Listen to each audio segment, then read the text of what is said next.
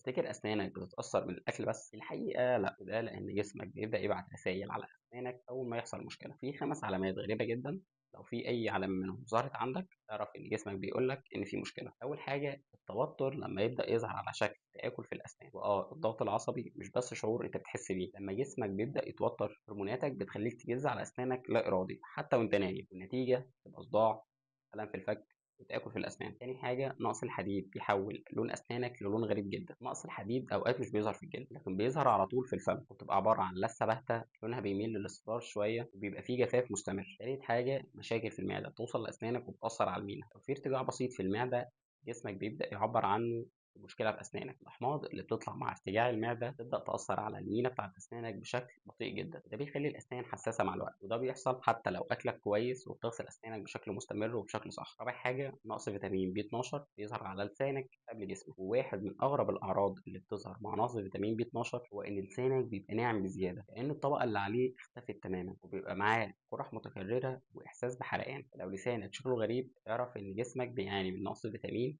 مهم جدا. خامس حاجة الجفاف معناه انك بتدمر اسنانك. اول ما اللعاب يبدا يقل البكتيريا بتبدا تشتغل اكتر، وده معناه ان في تسوس اسرع، ريحه فم اسوأ، والتهابات لثه من غير سبب واضح. في النهايه احب اقول لك ان الاسنان مش مجرد عظم، دي مرايه بتعكس الحاله الصحيه لجسمك كله. في النهايه ما تنساش اللايك والسبسكرايب. وسلام.